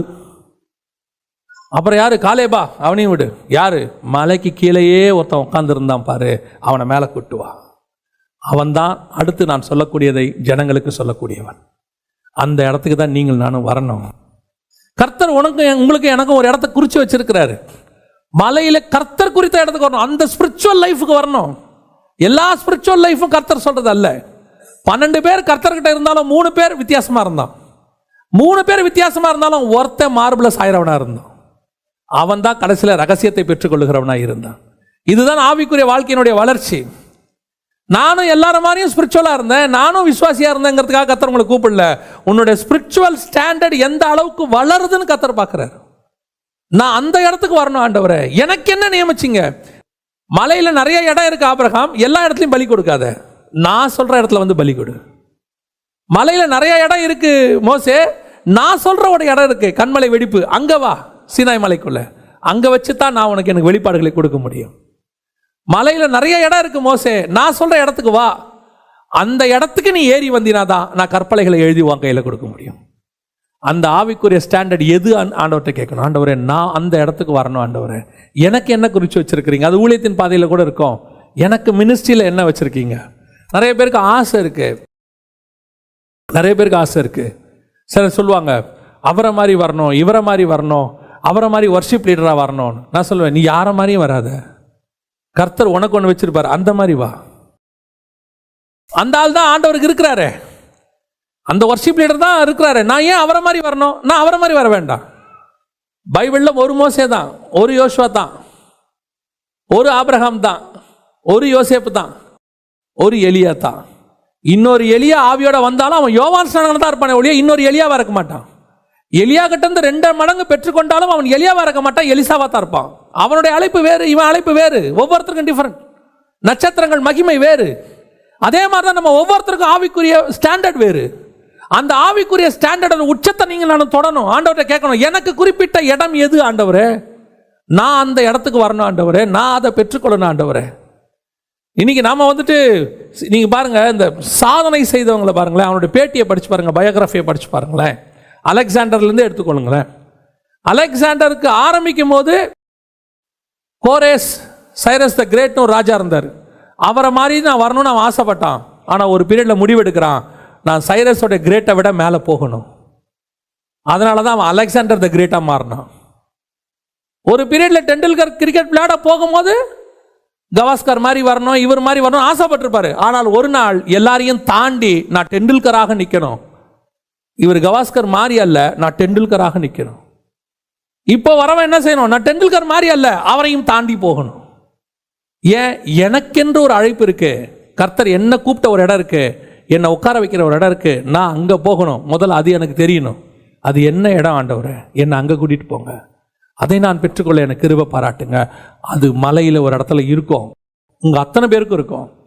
நீங்கள் டிஸ்கரேஜ், நிறைய பேர் என்ன சொல்கிறாங்கன்னா, எனக்கு என்னங்க அவ்வளோதான், லைஃப் முடிஞ்சிருச்சு, இதோட வேற ஒன்றும் இல்லை, கர்த்தர் எனக்கு இதோட அப்படியே ஓடி வாழ்க்கையை முடிச்சிட வேண்டியது தான். அந்த மாதிரி வார்த்தையை சொல்லவே சொல்லாதீங்க. 50 வயசுல கூட கர்த்தர் உங்களுக்கு இன்னொரு உயர்வை கர்த்தர் கட்டளையிட வல்லமை உள்ளவராக இருக்கிறார். நான் சொல்றது உங்களுக்கு புரியுதா? 35 வயசுல ஏனோகுக்கு ஒரு பையனை கொடுத்தாரு, மெத்துசலான்னு. அவன் மேல கர்த்தருக்கு ஒரு திட்டம் இருந்துச்சு. ஆனா 100 வயசுல ஆபிரகாமுக்கு ஒரு பையனை கொடுத்தாரு, ஈசாக்குன்னு. அவன் மேலேயும் கர்த்தருக்கு ஒரு திட்டம் இருந்துச்சு. நமக்கு வயசு என்னங்கிறது முக்கியம் இல்லை, கர்த்தருடைய திட்டம் என்னங்கிறது தான் முக்கியம். எப்போ வச்சிருக்கிறாரு, எப்போ வேணாலும் கர்த்தர் பயன்படுத்துவார், எப்போ வேணாலும் பயன்படுத்துவார். ஆண்டவர்கிட்ட கேட்கணும், ஆண்டவரே எனக்கு என்ன திட்டம் வச்சிருக்கிறீங்க, எந்த இடத்துக்கு நான் வரணும்? ஒரு இடத்துல வந்து எப்போவுமே ஒரு இடத்துல வந்து நீங்கள் திருப்தி மட்டும் அடைஞ்சிட்டிங்கன்னா, சாட்டிஸ்ஃபைட் அடைஞ்சிட்டிங்கன்னா, அதுக்கப்புறம் கர்த்தர் உங்களை பயன்படுத்தவே முடியாது. அவ்வளோதான். ஸ்டாக்டு வாட்டர் மாதிரி அது தேங்குற தண்ணி. முடிவு வரைக்கும் நான் ஓடணும் ஆண்டவரே, முடிவு வரையும் நான் ஓடணும், கடைசி நிமிஷம் வரைக்கும் நான் ஓடணும், உமக்கென்று ஏதாவது செய்யணும். தானியேலை பார்த்து ஆண்டவர் சொல்றாரு, போதும்பா நீ வேலை செஞ்சது. 12ஆம் அதிகாரம் தானியேல் புத்தகத்தில் கர்த்தர் சொல்றாரு, நீ போதும் தானியேல் வேலை செஞ்சது, போ நீ இப்போ ரெஸ்ட் எடுப்போ. இந்த மாதிரி ஒரு எஜமான் ஊழியக்காரனை பார்த்து சொல்ல முடியுமா? அந்த இடத்துக்கு நான் வரணும். சில நேரத்தில் ஆண்டவர் தட்டி எழுப்புறாரு, ஏந்திரு போக வேண்டிய தூரம் ரொம்ப இருக்குது, பத்து தூயின் இருக்கிறியே. இன்னைக்கு நம்மளெல்லாம் அப்படி தான் இருக்கு. நிறைய பேருக்கு காலைல 5 மணினாலே என்னன்னு தெரியாது, 4 மணினா என்னன்னு தெரியாது, அதிகாலை 8 மணி. கவனிச்சுக்கொள்ளுங்க, நமக்குன்னு ஒரு ஸ்டாண்டர்டான இடத்த கர்த்தர் வச்சிருக்கிறாரு. அந்த இடத்த நம்ம என்ன செய்யணும்? அடைஞ்சிட்டு தான் பரலோகத்துக்குள்ள நுழையணும். அதுக்கு தான் கர்த்தர் ஜீவனை கொடுத்துருக்கிறாரு. இல்லைன்னா ரட்சிக்கப்பட்ட உடனே மேலே கூட்டிட்டு போயிருப்பாரு. ஏன் ரட்சிக்கப்பட்ட உடனே கொண்டு போல? உன்னை கொண்டு நான் செய்ய வேண்டிய காரியங்கள் கொஞ்சம் இருக்கு. அது பூமிக்குரியது இல்லை, அது தனி, அது நடக்கும். ஆனால் பரலோகத்தினுடைய வேலை உங்களையும் என்னையும் கொண்டு செய்ய வேண்டியது கொஞ்சம் இருக்கு. அதை செய்து முடித்து விட்டு கர்த்தர் மேலே கொண்டு போவார். அதை ஆண்டவர்கிட்ட கேட்கணும், எதுக்கு ஆண்டவரே? இதில் ஒரு விஷயம் மட்டும் சொல்கிறேன். இதை செய்யறதுக்கு உங்களுடைய குவாலிஃபிகேஷன்லாம் காரணம் இல்லை. நல்லா தெரிஞ்சுக்கொள்ளுங்க. நான் படிக்கலை, எனக்கு வந்து ரொம்ப தகுதி இல்லை, எனக்கு இங்கிலீஷ் வராது, நான் வந்து ரொம்ப, அதெல்லாம் கிடையவே கிடையாது. அந்த மேட்டரே கிடையாது. படிப்பறிவு இல்லாத யோவானை கொண்டு வெளிப்படுத்தின விசேஷ கர்த்தர் எழுத வல்லமையுள்ளவராக இருக்கிறார். புரியுதுங்களா? ஒரு மீனவர் தான் அவர், படிப்பறிவு இல்லாதவர். அவரே சொல்றாரு, படிப்பறிவில்லாத எங்களை கொண்டு கர்த்தர் இப்படிப்பட்ட காரியங்களை செய்தார். அவரை கொண்டும் கர்த்தர் செய்ய முடியும். நல்லா படித்த பவுலை வச்சும் செய்ய முடியும். இந்த கீழே இருக்கிற படிப்பு, அந்தஸ்து, மற்ற காரியங்கள் எதுவும் கிடையாது. பரலோகம் எனக்கு ஒன்று நியமிச்சிச்சு, அது என்னை கொண்டு செஞ்சு முடிக்கும். பரலோகம், நான் ஆடு மேய்க்கிறவனா இருந்தாலும் என்னை ராஜாவாக்கணும்னு பரலோகம் முடிவு பண்ணா, அதை செய்து முடிக்கிற வரைக்கும் நான் இங்கே இருக்கணும். என்னை ராஜாவாக்கின உடனே எனக்கு புறப்பட்டு மேலே போயிடணும். அவ்வளோதான். அல்லேலூயா. மூன்றாவது, கடைசியாக மலையின் மேல் அனுபவம். மேலே என்ன இருக்கு அப்படிங்கிறத மாத்திரம் பார்த்துட்டு நம்ம முடிச்சிடலாம். வாசிங்க, மத்தேயு சுவிசேஷம் 4ஆம் அதிகாரம் 8வது வசனம் வாசிங்க. மறுபடியும் பிசாசு அவரை மிகவும் உயர்ந்த மலையின் மேல் கொண்டு போய் உலகத்தின் சகல சாம்ராஜ்யங்களையும் அவைகளின் மகிமையும் அவருக்கு காண்பித்து. இப்ப நல்லா பாருங்க, நேசரை மலையில சந்திக்கணும். நேசரை மலையில சந்திக்கணும். நேசர் அங்கே குறிப்பிட்ட இடத்துக்கு நான் வரணும். அப்படி நான் வரும்போது எனக்கு சில வெளிப்பாடுகளை கர்த்தர் கொடுப்பார், எனக்குன்னு உரியதை கொடுப்பார், என்னை கொண்டு சில காரியங்களை செய்வார். அது உண்மை, சரி. ஆனால் என் நேசரையே ஒரு இடத்துக்கு கூட்டிட்டு போறான். அவன் நேசரையே என்ன செய்யறான்? ஒரு இடத்துக்கு கூட்டு போறான். கூட்டு போய் சகல காரியங்களையும் காட்டுகிறான். இப்படி ஒரு மலையின் அனுபவம் இருக்கு. நல்லா தெரிஞ்சுக்கொள்ளுங்க, இது ஒரு மலையினுடைய அனுபவம். இந்த அனுபவத்துடைய பிரச்சனை என்ன அப்படின்னு கேட்டீங்கன்னு சொன்னா, இப்போ மோசே மேலே போகும்போது அங்கிருந்து அவர் தேவனை எப்படி பார்ப்பாரு? மேலே தான் பார்க்கணும். ஏன்னா அவர் மேலேருந்து கீழே இறங்கி தான் பேசிக்கிட்டு இருக்கிறார், மேலே தான் பார்க்கணும். இப்போ கண்மலையின் வெடிப்புக்கு போகும்போது அவர் வெடிப்புக்குள்ள இருந்து இப்போ தேவனை எப்படி பார்ப்பாரு மோசே? மேலே தான் பார்க்கணும். ஏன்னா அவர் அப்படி தான் இறங்குவார். ஆனால் இன்னொரு அனுபவம் இருக்கு, மலைக்கு மேலே இன்னொரு அனுபவம் இருக்கு. அது என்ன அனுபவம்? மேலே கூட்டிட்டு போய் கீழே பார்க்க வைக்கிற அனுபவம். இப்போ அவன் எப்படி காட்டினா? லூக்கா 4:5 வாசிங்க. பின்பு பிசாசு அவரை உயர்ந்த மலையின் மேல் கொண்டு போய் உலகத்தின் சகல ராஜ்யங்களையும் ஒரு நிமிஷத்திலே அவருக்கு காண்பித்து. இப்போ மலைக்கு மேலே கூட்டிட்டு போய் இப்போ அங்கிருந்து மேலே பார்க்கல, அங்கிருந்து என்ன செய்யறான்? கீழே பார்க்க வைக்கிறான். கீழே பாரு, என்னென்ன இருக்கு எல்லாத்தையும் பாரு. இதுதான் ஸ்பிரிச்சுவல் லைஃபோடைய கடைசி சோதனை மனுஷனுக்கு. நீங்க ஆவிக்குரிய வாழ்க்கையில நல்லா வளர்ந்து வரும்போது, இப்போ உங்களை கூப்பிட்டு அப்பத்தை கொடுக்க மாட்டான், உங்களை கூப்பிட்டு வேற எதையும் கொடுக்க மாட்டான் பிசாசு. இப்போ சொல்லுவான், நல்ல மலையின் அனுபவத்துக்கு வந்துட்டியா? ஆமா, இந்த மலையின் அனுபவம் மோசே ஏறி வந்த அனுபவம் இல்லை. இந்த மலையின் அனுபவம் ஆவியானவரால் கொண்டு வரப்பட்ட அனுபவம் அல்ல. இந்த மலையின் அனுபவம் பிசாசால் கொண்டு வரப்பட்ட மலையின் அனுபவம். பிசாசால ஒரு மலையின் அனுபவம் ஒன்று வரும், ஒரு உயர்வு வரும். அது எப்போ வரும் தெரியுமா? உங்களோட ஸ்பிரிச்சுவல் லைஃப்ல வரும். இயேசு கிறிஸ்து ஜெபம் பண்ணி முடிச்சவன் தானே வந்துச்சு. இது 40 நாள் உபவாசம் இருந்த பிறகு தானே வருது. மோசே 40 நாள் உபவாசம் மலைக்கு மேலே இருந்தார் இல்லை? இப்போ இவர் 40 நாள் உபவாசம் இருந்த உடனே ஒரு உயர்வு வருது. யார் கூட்டிட்டு போறானா? பிசாசு கூட்டிட்டு போறது. தேவன் கூட்டிட்டு போறதுக்கும் நான் ஆவிக்குரிய வாழ்க்கையில கர்த்தர் என்ன கொண்டு போறதுக்கும் பிசாசு கூட்டு போறதுக்கும் டிஃபரன்ஸ் இருக்கு. உங்க ஸ்பிரிச்சுவல் லைஃப்ல பிசாசு மேல கூட்டிட்டு போவோம். நீங்க மேல போக போக நல்லா தெரிஞ்சுக்கொள்ளுங்க, ஆவிக்குரிய வாழ்க்கையில நீங்க இருக்கிறீங்கன்றதுனால பிசாசு உங்க வாழ்க்கையில இருக்காதுன்னு அர்த்தம் கிடையாது. உங்களுக்கு உள்ளதான் இருக்காது, ஆனா உங்களை சுத்தி அது வேலை பார்த்துக்கிட்டே இருக்கும். எங்க உன்னை தட்டலாம், எங்க வீழ்த்தலாம் அப்படின்னு பார்த்துக்கிட்டே இருக்கும். அப்படியே நீங்க மேலே போக போக ரொம்ப ஆச்சரியம் பாருங்க. இயேசு இப்போ வனாந்தரத்தில் நிற்கிறாரு. ஃபர்ஸ்ட் வனாந்தரத்தில் நிற்கும் போது பிசாசு அவரை பார்த்து என்ன சொல்லுச்சு? கல்லுகளை அப்பமாக்கி. இப்போ கல் எங்க இருக்கும்? கீழே இருக்கும். இந்த கல்லுகளை இப்போ இயேசு எங்க பார்க்கணும்? கீழே பார்க்கணும். சரி, ஓகே, இப்போ ரைட். இப்போ அடுத்த ஸ்டாண்டர்ட் உப்பரிக்கையின் மேலே கூட்டிட்டு போயிட்டான். உப்பரிக்கையின் மேலே கூட போயிட்டு இப்போ எங்க பார்க்க சொல்றான்? கீழே தாழ குதியும். இப்போ இன்னும் ஸ்டாண்டர்ட் வளர்ந்த உடனே அடுத்து இப்போ உங்களை எங்க பார்க்க வைக்கிறான்? கீழே தான் பார்க்க வைக்கிறான். சரி, இப்போ உப்பரிக்கையில இருந்து அடுத்து எங்க கூட்டிட்டு போயாச்சு? மலைக்கு மேல. இப்போ போய் மலைக்கு மேல கூட்டிட்டு போய் இப்போ எங்க பார்க்க சொல்றான்? ஒரு தடவையாவது மேல பார்க்க சொன்னானா? இதுதான் பிசாசுடைய பிளஸிங். மேலான காரியத்தை பார்க்க வைக்கிறது கர்த்தருடைய வேலை, கீழே பார்க்க வைக்கிறது பிசாசுடைய வேலை. எது பிசாசால் கொடுக்கப்படுறது, எது தேவனால் கொடுக்கப்படுறதுங்கிறத ரொம்ப ஈஸியா நீங்க தெரிஞ்சுக்கலாம். நான் சொல்றது உங்களுக்கு புரியுதா? அப்ப கீழே உரியதை கர்த்தர் கொடுக்க மாட்டாரா? கர்த்தர் உன்னை மேலதான் பார்க்க சொல்வாரு, கீழே அவர் தருவார் உனக்கு. ஆனா பிசாசு கீழே இருக்கிறத பார்க்க சொல்லுவான், மேல இருக்கிறத தரமாட்டான். 23ஆம் சங்கீதத்தை நான் படிக்கும்போது ஒருத்தர் எனக்கு சொல்லி கொடுத்தார் அழகா. கர்த்தர் என்ன செய்யறாரு, அந்த சங்கீதம் ஆரம்பிக்கும் போது, கர்த்தர் என் மேய்ப்பராய் இருக்கிறார், நான் தாழ்ச்சி அடையேன், அவர் என்னை புல்லுள்ள இடங்களில் மேய்த்து. அவர் என்ன செய்யறாரு? புல்லுள்ள இடத்துக்கு மேய்க்கிறாரு. நான் அதுக்கு மேய்ச்சிக்கிட்டே போறேன். ஆனா சங்கீதம் எப்படி முடியுது தெரியுமா? என் ஜீவனுள்ள நாளெல்லாம் நன்மையும் கிருபையும் என்னை தொடரும். அவர் சொல்ற ரூட்ல நான் போய்கிட்டே இருப்பேன், நன்மையும் கிருபையும் என் பின்னாடி வந்துகிட்டே இருக்கும். அவ்வளவுதான். முன்னாடி அவர் போறாரு, நன்மை கிருபை பின்னாடி வருது, நடுவில் நான் இருக்கிறேன். அவ்வளவுதான், கதை முடிஞ்சு.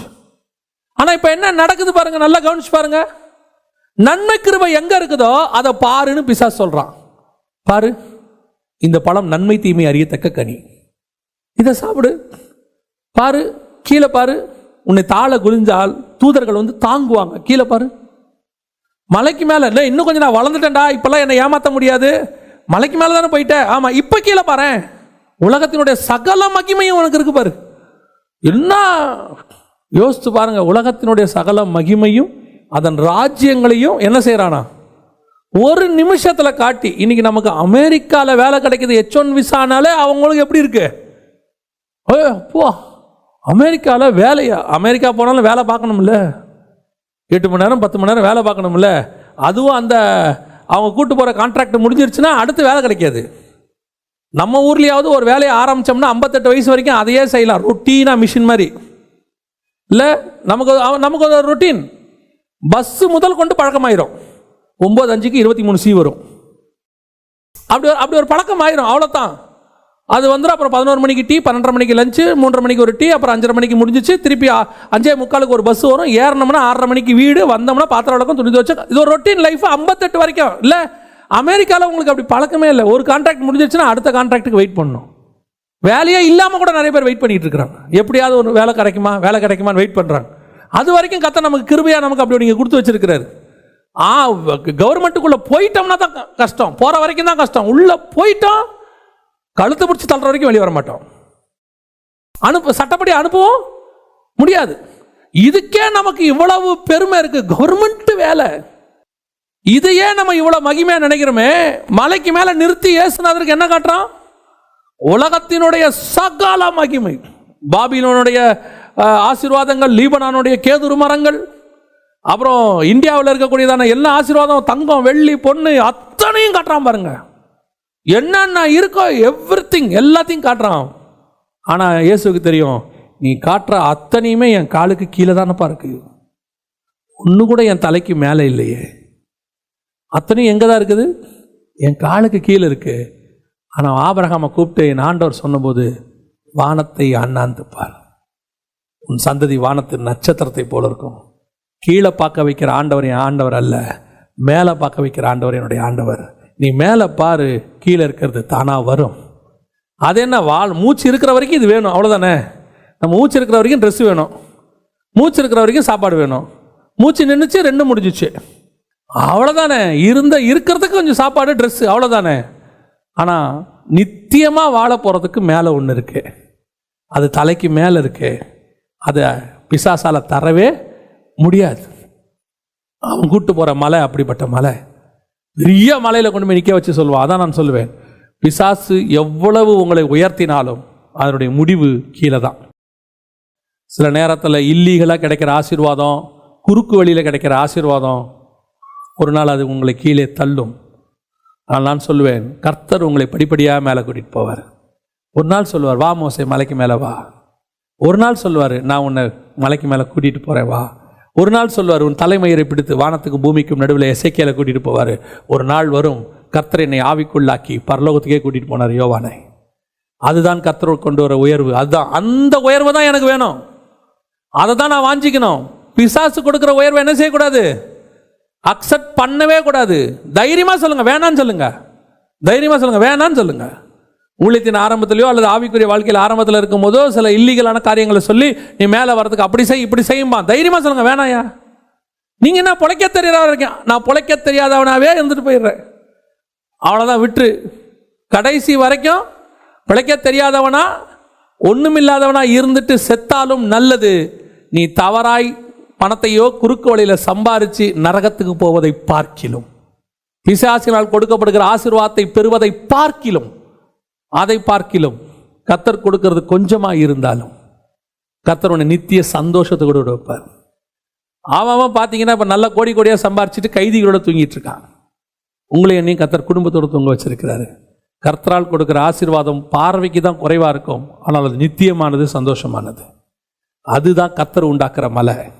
பிசாசு கொடுக்குற மலை அப்படியே பயங்கரமாக இருக்கும். ஓ, நான் சொல்லுவேன், அப்படியே பூம்னு மேலே வரக்கூடாது எப்பவுமே, எங்கேயோ மிஸ்டேக் இருக்குன்னு அர்த்தம். ஒரே நாளில் கண்ணை மூடி கண்ணத்துல ஒரு கோடீஸ்வரன் ஆயிட்டாரு, அப்போ பிரச்சனை இருக்கு. நல்லா உழைக்கிறவன் பாருங்க, படிப்படியாக தான் மேலே வருவான். கர்த்தரால் ஆசீர்வதிக்கிறப்பட தாவீதை சாமுவேல் ஆசீர்வதிச்சிட்டாரு, இன்னும் ராஜாவா இருப்பேன்னு. மறுநாள் காலையில் போய் சேர்ல உட்காந்தாரா? இல்லை, அதுக்கு ஒரு காலம் இருந்துச்சு. படிப்படியாக உயர்த்தி பக்குவப்படுத்தி அந்த சேர்ல உட்காரும் போது கூட அந்த ராஜாக்குரிய பெருமை வராதபடிக்கு கர்த்தர் செஞ்சுட்டாரு. ஏன்னா ஓடின ஓட்டம் அப்படி வனாந்தரத்தில். அவனுக்கு தெரியும், இந்த ராஜாவாகிறதுக்கு நான் பட்ட பாடு இருக்குதே, இந்த சேருக்கு நான் பட்ட பாடு இல்லை. ஆமாம் தானே, ராஜாவாகிறதுக்குள்ள அவன் பட்ட பாடு. யோசேப்பை கொண்டு போய் எகிப்தில் உட்கார வைங்க, அவன் சொல்லுவான், இதுக்கு வர்றதுக்குள்ள நான் பட்ட பாடு இருக்கு பாரு. குழியில் போட்டு வித்து போட்டு அப்புறம் போர்த்திபார் வீட்டில் போட்டு ஜெயிலில் போட்டு கடைசியில் இதில் உட்காந்து இப்போ போவாங்கடா. சரி, ஏதோ உட்கார வச்சுட்டு ஆண்டவர் சோதராண்டவர் பேசல. அவருக்கு நீ உட்கார வைக்கிற இடத்து மேலே உனக்கு பற்றே வராதபடிக்கு பண்ணிடுவார். தேவன் கொண்டு வர மலையின் அனுபவம் வேற, அது படிப்படியாக மேலே வரும். மேலே போன ஆண்டவர் கீழே பாருன்னு சொல்ல மாட்டார், மேலே போன ஆண்டவர் மேலே பாரும்பார். மலையிலே நான் உனக்கு காண்பித்த மாதிரியின்படியே கீழே கட்டுவதற்கு எச்சரிக்கை. என்ன காட்டினீங்க ஆண்டவரே? பரலோகத்தில் இருக்கிற கூடாரத்தினுடைய சாயலை காட்டியிருக்கிறார். கீழே இருக்கிறத காட்டலை, மேலே இருக்கிறத காட்டியிருக்கிறார். அந்த தேவன் நம்முடைய தேவன், நம்மையும் அதே அனுபவத்துக்குள் தான் நடத்த போகிறார். அல்லேலூயா. ஆண்டவர்கிட்ட அதை கேளுங்க, ஆண்டவரே மேலானவைகளே நான் நாடணும், ஆண்டவரே எனக்கு வெளிப்படுத்தி கொடுங்கப்பா, என்னை கொண்டு என்ன செய்ய போறீங்கன்னு சொல்லுங்க. திருப்பியும் கடைசியாக சொல்லி முடிக்கிறேன், நீங்கள் அப்படி செய்யும் பொழுது கீழானவைகளை கர்த்தர் பார்த்துக் கொள்வார். எல்லாவற்றையும் அவர் தந்து ஆசீர்வதிக்க வல்லமையுள்ளவராக இருக்கிறார். அல்லேலூயா. நம்ம ஜெபம் பண்ணுவோமா? தேவ சமூகத்தில் எந்திரிப்போமா? Thank you Holi spirit. நன்றி ஆவியானவரே. அப்பா, நாங்கள் மலையின் அனுபவத்துக்கு வர எங்களுக்கு கிருபை பாராட்டும் ஆண்டவரே. நாங்கள் மலைக்கு கீழே உட்கார்ந்துருக்கிற யோசுவாக்களாக இருக்கிறோம்ப்பா. நாங்கள் விசுவாசிக்கிறோம், சீக்கிரத்தில் மலைக்கு மேலே நாங்களும் வருவோம் ஆண்டவரே. மலைக்கு கீழே 9 சீஷர்கள் இருந்தாங்க, மலைக்கு மேலே 3 சீஷர்கள் இருந்தாங்க. நாங்கள் கீழே இருக்கிற சீஷர்களாக மட்டும் இல்லை ஆண்டவரே, மேலே வர சீஷர்களாய் மாறணும். மேலே வரும்போது வெளிப்பாடுகளை பெற்றுக்கொள்ள முடியும். மேலே வரும்போது மறுரூபமாகிற அனுபவத்தை காண முடியும். மேலே வரும்போது இனி நடக்க போகிற சம்பவங்களை நீங்கள் கேட்க முடியும். கர்த்தர் உங்களுக்கு பெரிய வெளிப்பாடுகளை கட்டளையிடுவார். அந்த இடத்துக்கு நான் வரணும் ஆண்டவரே, நீங்க விரும்புறவங்க, அப்படி நான் வரணும், நான் அப்படிப்பட்ட காரியங்களை விரும்புறவங்க கரங்களை ஆண்டவற்றை உயர்த்துங்க. உயர்த்தி ஆண்டவற்றை இருதயத்தின் ஆழத்திலிருந்து கேளுங்க. கடமைக்காக அல்ல. அப்படிப்பட்டவங்க கையை தூக்கவே வேண்டாம். நீங்கள் சாதாரணமாக ஜெபம் பண்ணால் போதும். உண்மையிலேயே நான் அந்த மலையின் அனுபவம், கண்மலையின் வெடிப்பில் போய் பின்னாடி வரப்போகிற தேவனை நான் பார்க்கணும், அந்த அனுபவத்தை நான் பார்க்கணும். அந்த நாமம் அவர் 4000 வருஷமாக யாருக்கும் சொல்லாத நாமத்தை நான் கேட்கணும். யாருக்கும் சொல்லாத வெளிப்பாட்டை நான் கேட்கணும். இதுவரைக்கும் யாரும் பெற்றுக்கொள்ளாத வெளிப்பாடை நான் பெற்றுக்கொள்ளணும். வேதத்தினுடைய மறை பொருள் எனக்கு சொல்லிக் கொடுக்கப்படணும். 2000 வருஷமா ஆதாம் முதல் கொண்டு ஆபிரகாம் வரைக்கும் மறைக்கப்பட்ட நாமத்தை மோசேயின் கரத்தில் கர்த்தர் சொல்லுகிறார்.